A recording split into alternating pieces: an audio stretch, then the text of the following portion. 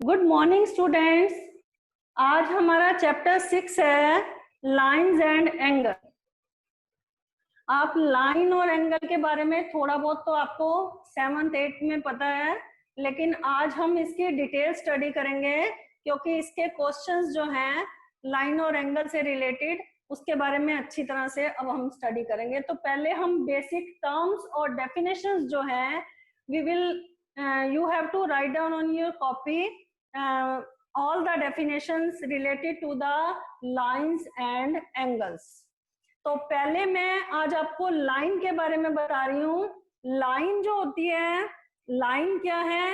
ये x tends indefinitely, इसको हम इनडेफिनेटली एक्सटेंड कर सकते हैं।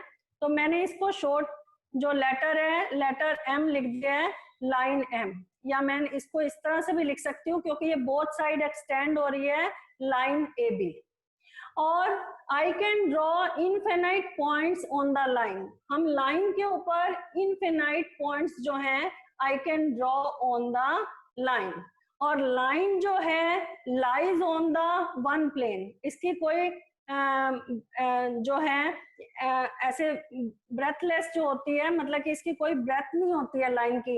एक हम स्केल की हेल्प से लाइन जो है indefinitely I can draw.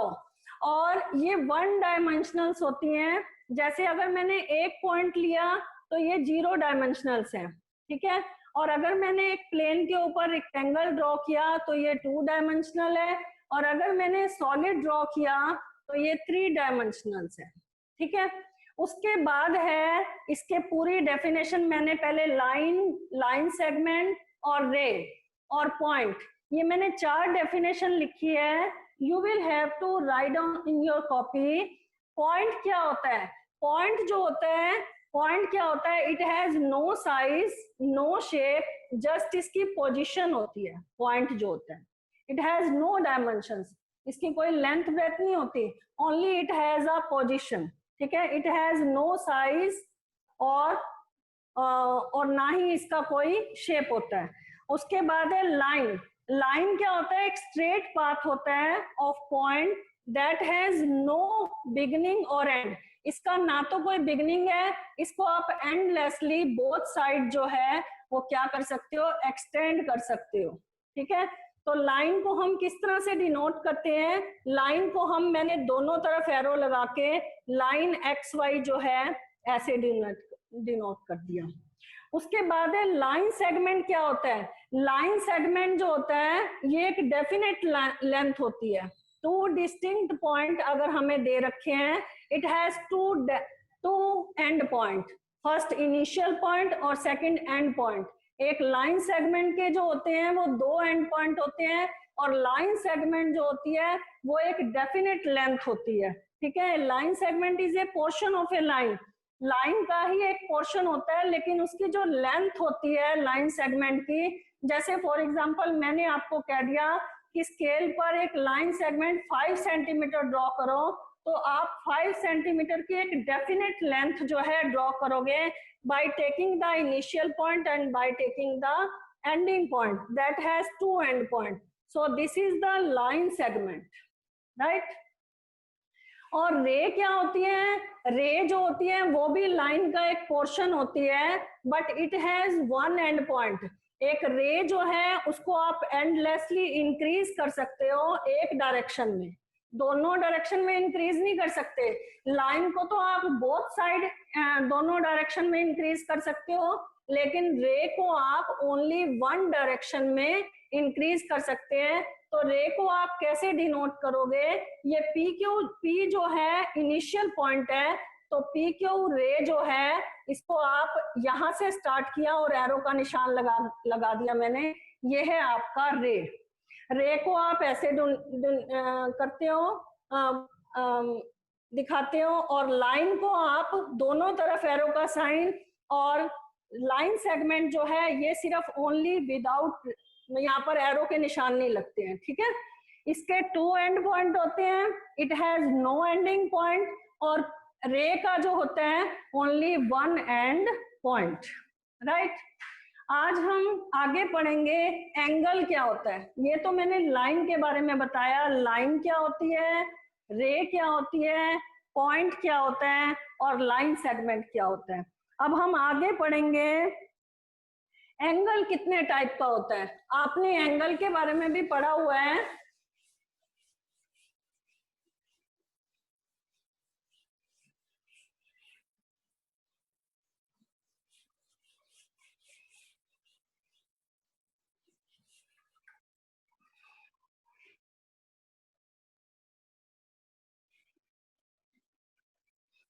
How many types of angle, angle कितने टाइप का होता है।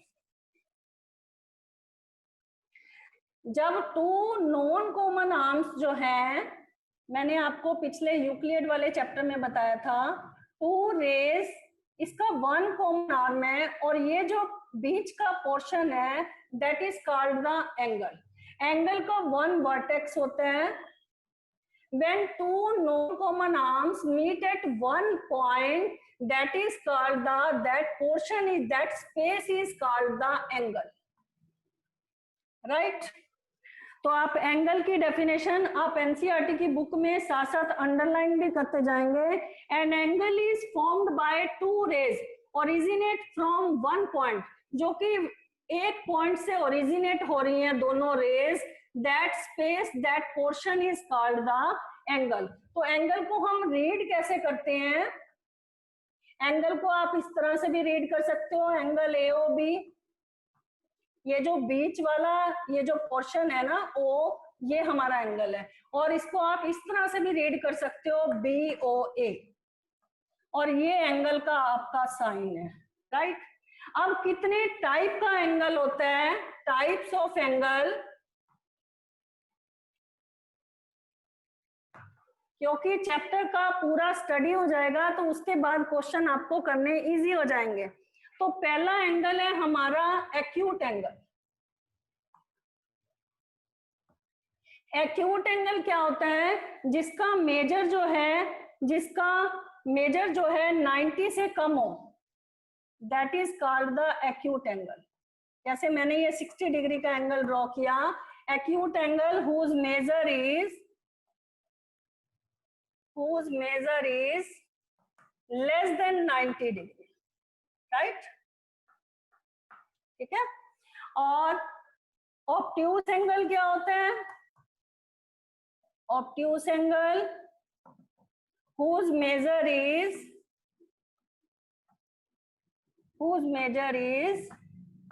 greater than 90 degree, greater than 90 degree. जैसे मैंने यहाँ पर 120 डिग्री का एंगल ड्रॉ किया, तो इसका मेजर 90 से बड़ा है ना, और 180 से छोटा हो, तो ये 90 से बड़ा और 180 से छोटा, these angles are called obtuse angle. और थर्ड है आपका राइट एंगल, थर्ड है आपका राइट एंगल। राइट एंगल क्या होता है, whose measure is equal to 90 degree, जिसका मेजर 90 डिग्री हो, that is called whose measure is 90 degree is called right angle। और उसके बाद है रिफ्लेक्स एंगल।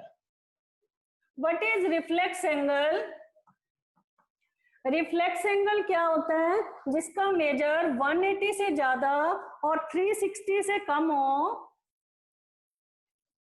ये जैसे मैंने इस तरह से ड्रॉ किया, जिसका मेजर 180 से तो ज्यादा और 360 से कम, that is called the reflex angle, ठीक है। whose measure is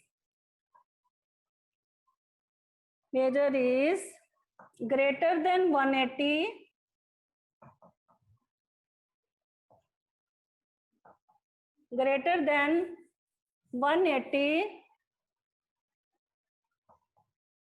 but less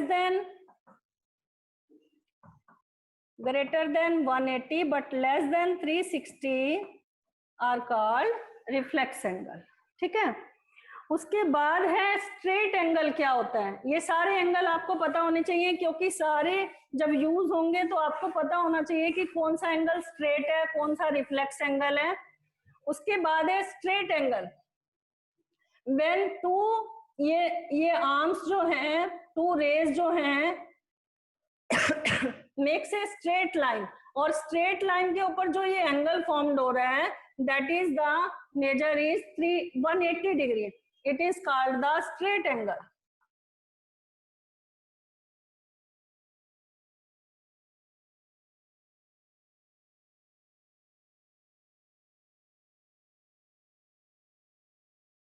that is called the straight angle, और स्ट्रेट एंगल का मेजर क्या होता है 180 डिग्री। उसके बाद आपने क्लास 7th और क्लास 7th में आपने कॉम्प्लीमेंट्री एंगल और सप्लीमेंट्री एंगल के बारे में पढ़ा था।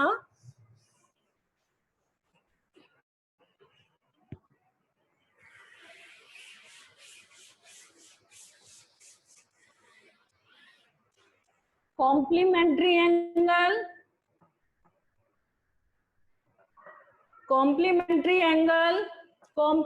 Angle are those angle whose two angle measure is the sum of whose two angle measure is 90 degree are called complementary angle.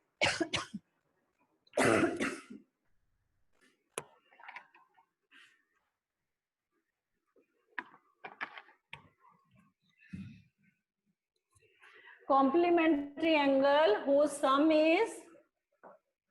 two angle sum is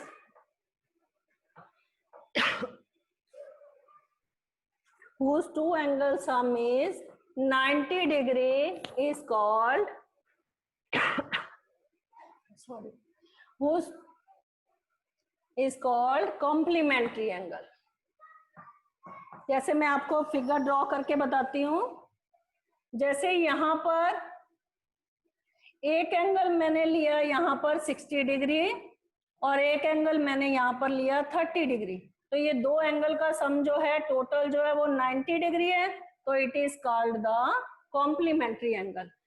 whose two angle sum is equal to 90 degree are called the complementary angle। और supplementary angle क्या होते हैं?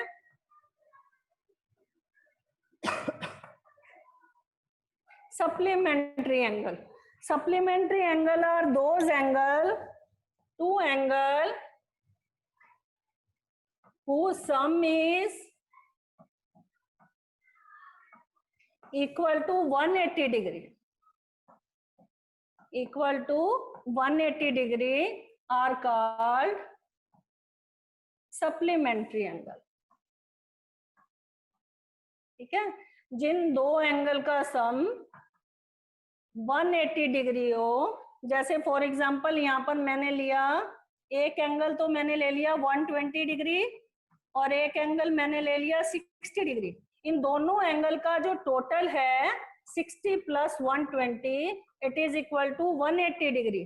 तो यहाँ पर जब दो angle का सम 180 के इक्वल आ जाए तो उसे हम क्या कहेंगे? Supplementary angle.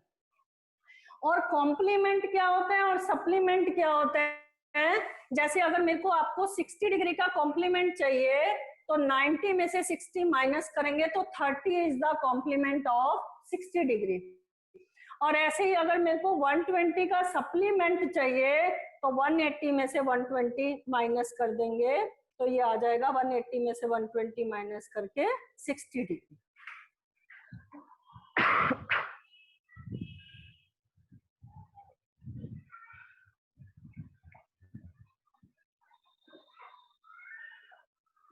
उसके बाद है, आपको कॉम्प्लीमेंट्री समझ आ गया और सप्लीमेंट्री। अब हम पढ़ेंगे एडजेसेंट एंगल क्या होते हैं। What are adjacent angle?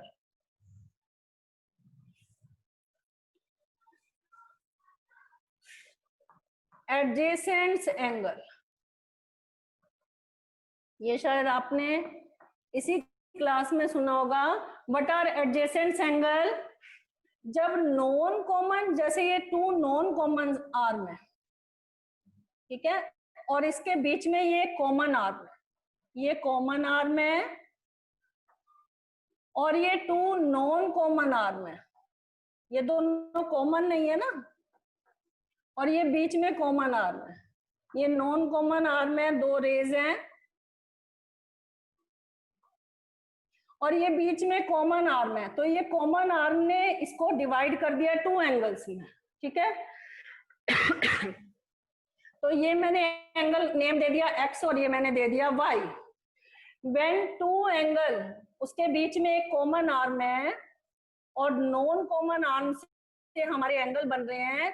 एक एंगल यहाँ पर डिवाइड हुआ y और एक है x। तो x y का क्या है, एडजेसेंट एंगल है। x y का क्या है, एडजेसेंट एंगल है। जैसे मैंने इसको नेम दे देती हूँ,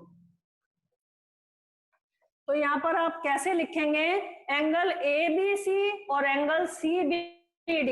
एंगल ABC जब हम इसको पढ़ेंगे तो कैसे पढ़ेंगे, ऐसे नहीं पढ़ देंगे पूरा ABD। ABC ये वाला जो एंगल है एंगल X, और ये वाला एंगल CBD, ये दोनों एंगल कैसे हैं आपके, एडजेसेंट एंगल है। अभी मैं आपसे एक चीज और पूछती हूँ, जैसे फॉर एग्जांपल मैंने ऐसे ड्रॉ किया, ये 2 नॉन कॉमन आर्म है, यहाँ पर 2 कॉमन आर्म मैंने ड्रॉ कर दी, ये भी और ये भी। ये एंगल X है, ये एंगल Y है, ये एंगल Z है। तो आपसे मैं क्वेश्चन पूछती हूँ, क्या एंगल X और Z जो है वो एडजेसेंट एंगल है? तो आप कहेंगे नहीं है, एंगल X जो है वो एडजेसेंट एंगल नहीं है। क्यों नहीं है? क्योंकि X और Y बीच में एक कॉमन आर्म होनी जरूरी होती है, राइट। मतलब कि ये दोनों ज्वाइन करके, एडजेसेंट मतलब जुड़े हुए, X और Y आपस में जुड़े हुए हैं, ठीक है। और Y और Z एडजेसेंट हैं, लेकिन X और Z एडजेसेंट एंगल नहीं है, ठीक है। और अगर आपको ये पूछ लूं मैं, एंगल ABC, यहाँ पर D नेम दिया, यहाँ पर मैंने E नेम दिया, तो क्या एंगल ABD जो है वो पूरे एंगल ABC का एडजेसेंट है? ये वाला जो एंगल ABD जो है, क्या पूरे ABC का एडजेसेंट है? ये भी नहीं है, ठीक है। और X जो है वो Y का एडजेसेंट है और Y जो है वो Z का एडजेसेंट है, ठीक है। जिसमें एक कॉमन आर्म हो और 2 नॉन कॉमन आर्म हो, that angles are called the adjacent angle, ठीक है। अब अगला टॉपिक है हमारा, नेक्स्ट टॉपिक है वर्टिकली अपोजिट एंगल क्या होते हैं। वर्टिकली अपोजिट एंगल क्या होते हैं? But when 2 intersecting lines, 2 intersecting lines हैं AB और CD, मीट एट 1 पॉइंट, ये एक पॉइंट के ऊपर आकर मीट कर रही है, ठीक है।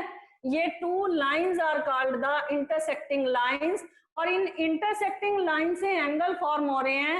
एक तो ये एंगल 1 फॉर्म हो रहा है, एक ये एंगल 2 फॉर्म हो रहा है, एक ये एंगल 3 फॉर्म हो रहा है और एक ये एंगल 4 फॉर्म हो रहा है, ठीक है। तो वर्टिकली अपोजिट एंगल जो होते हैं वो हमेशा क्या होते हैं, इक्वल होते हैं। वर्टिकली अपोजिट एंगल, एंगल 1 जो है वो 2 के इक्वल है और एंगल 3 जो है वो 4 के इक्वल है, ठीक है। ये कैसे एंगल है, वर्टिकली अपोजिट एंगल है। अब मैं लास्ट आपको बता रही हूं लीनियर पेयर क्या होते हैं। एक स्ट्रेट लाइन को एक अगर रे कट कर रही होती है, ठीक है, ये CD रे इसके ऊपर स्टैंड है, ठीक है। तो इससे 2 एंगल फॉर्म हो रहे हैं, एंगल 1 और एंगल 2। तो ये दोनों एंगल को जब हम टोटल करेंगे तो इसका सम जो है इक्वल टू 180 डिग्री, इसको कहते हैं लीनियर एंगल, ठीक है। और लीनियर एंगल का जो सम होता है that is equal to linear pair, इसको हम, इनका जो सम होता है that is equal to 180 degree. और अब हम इसको स्ट्रेट लाइन को अगर एक से ज्यादा रेस कट कर रही है, यहाँ पर CD भी स्टैंड है और CE भी स्टैंड है, तब कितने एंगल फॉर्म हुए? एंगल 1 फॉर्म हुआ, एंगल 2 फॉर्म हुआ, एंगल 3 फॉर्म हुआ। अब भी तीनों एंगल का जो सम होगा वो हमारा क्या होगा?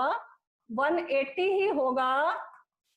लेकिन अब हम रीजन क्या लिखेंगे? Sum of angle on same straight line.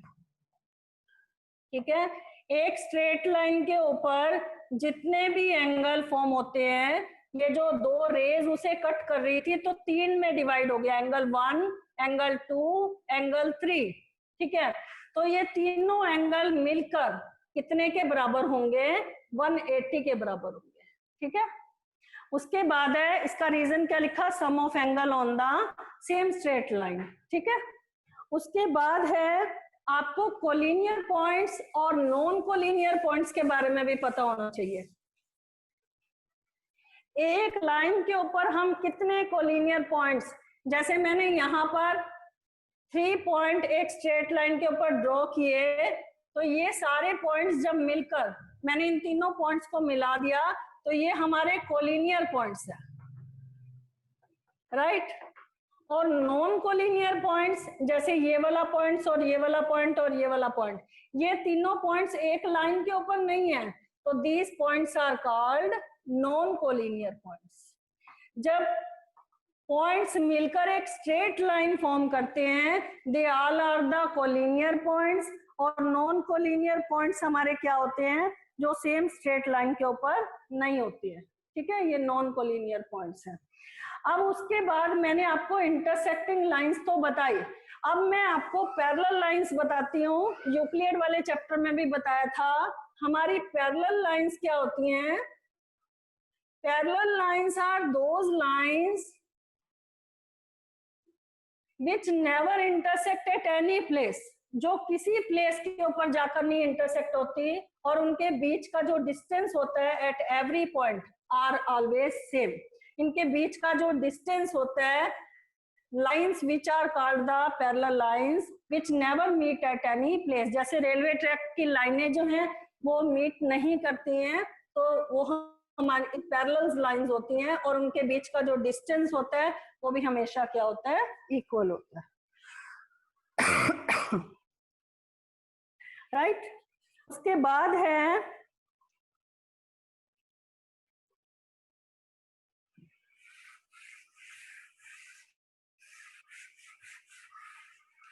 उसके बाद आपने ये 7th क्लास में पढ़ा था कि जब दो पैरेलल लाइंस को एक ट्रांसवर्सल इंटरसेक्ट कर रहा है, दो पैरेलल लाइंस को एक ट्रांसवर्सल इंटरसेक्ट कर रहे हैं, तो उससे कुछ एंगल फॉर्म होते हैं। तो उन एंगल की क्या पोजीशन होती है उसके बारे में आज हम पढ़ेंगे। जैसे मैंने यहाँ पर एंगल 1 फॉर्म किया, angle 2, angle 3, angle 4, angle 5, angle 6, angle 7 और एंगल 8।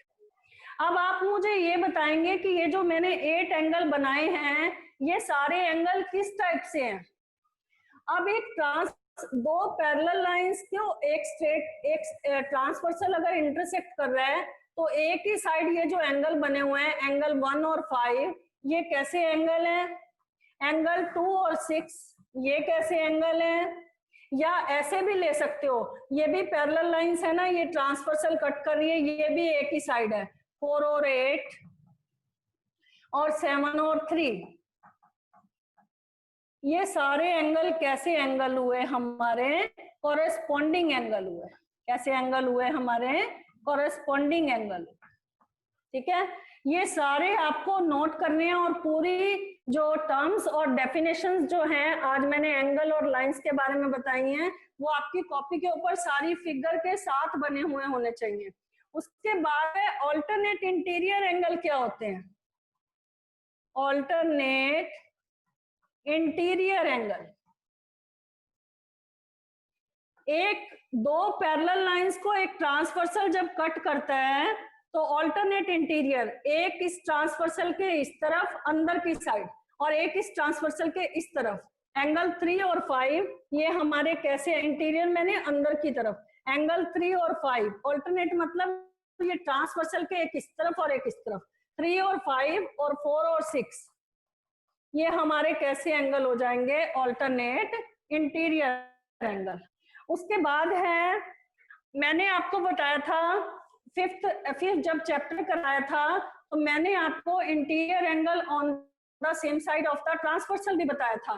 जैसे ये पैरेलल लाइंस हैं तो ये हमारे अंदर की साइड जो दो एंगल बन रहे हैं, मैंने आपको बताया था कि अगर ये लाइनें मीट कर जाएंगी तो इन दोनों का सम 180 से कम होगा, लेकिन अगर ये पैरेलल लाइन होंगी तो इन दोनों एंगल का सम एंगल 4 + 5, इसको नेम दे देते हैं इंटीरियर एंगल ऑन द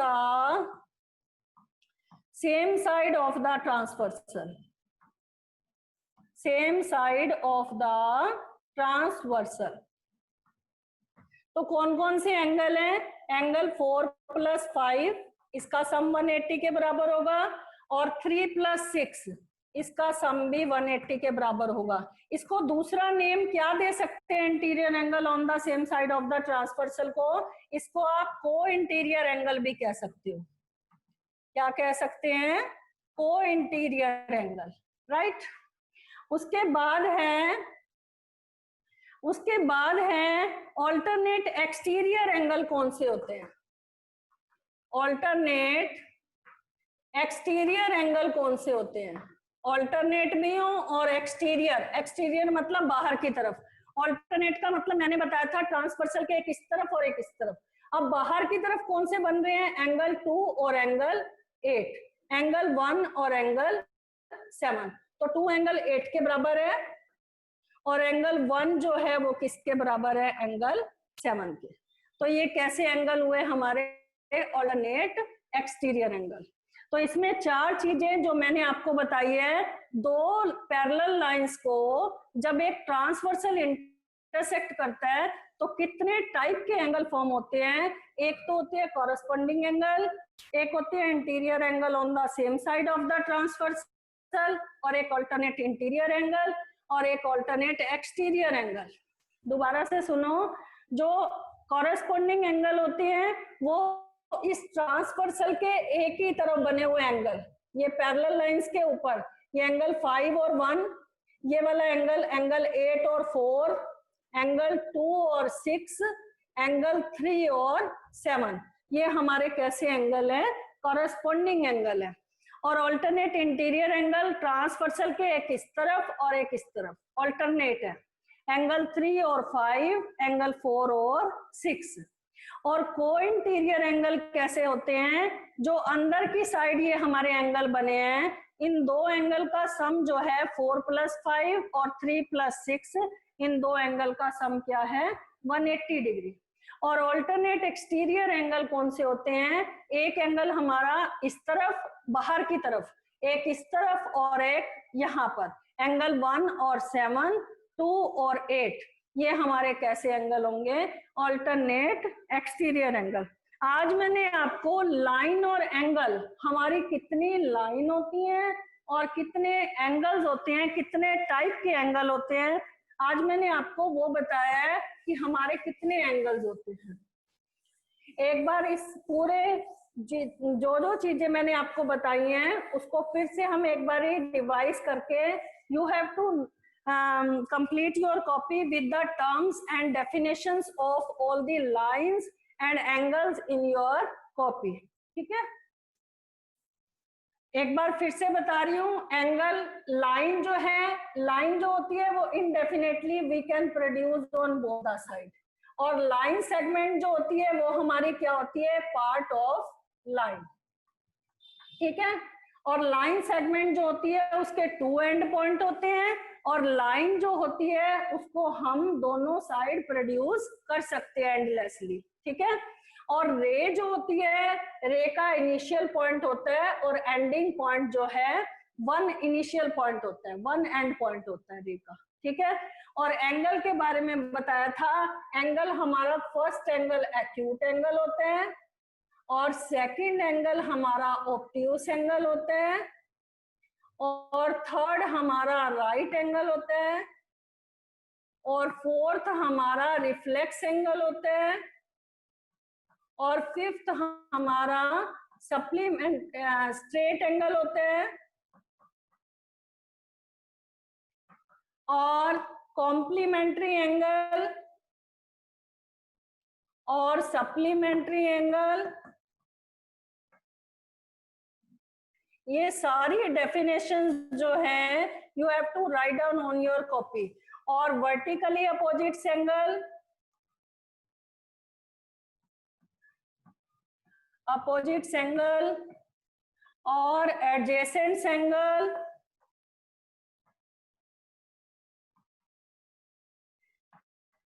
देखो acute angle whose measure is less than 90, obtuse angle whose measure is greater than 90, right angle whose measure is equal to 90 degree, reflex angle whose measure is greater than 180 but less than 360, और straight angle whose measure is equal to 180 degree. और complementary जिन दो angle का सम 180 के बराबर हो तो वो हमारा क्या होता है, complementary angle whose two angle sum is equal to, complementary angle whose two angle sum is equal to 90 degree, और supplementary angle whose two angle sum is equal to 180 degree, और vertically opposite angle जिन दो intersecting lines जब यहाँ एक point के ऊपर मिलती हैं तो उनके आमने सामने के जो एंगल होते हैं that are equal, और adjacent एंगल में वन कॉमन आर्म होती है और उनसे जो दो एंगल फॉर्म होते हैं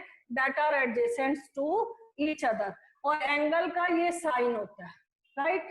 तो ये हम, और मैंने पैरेलल लाइंस को जब एक ट्रांसवर्सल इंटरसेक्ट करता है तो उससे जो एंगल फॉर्म हुए थे corresponding angle, alternate angle, co interior angle और कॉरेस्पॉन्डिंग एंगल, और interior angle on the same side of the transversal, ये सारे एंगल और all the definition you have to write down on your copy.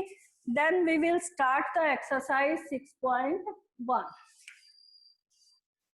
If you have any doubt regarding this topic, lines and angle, then you can ask the questions.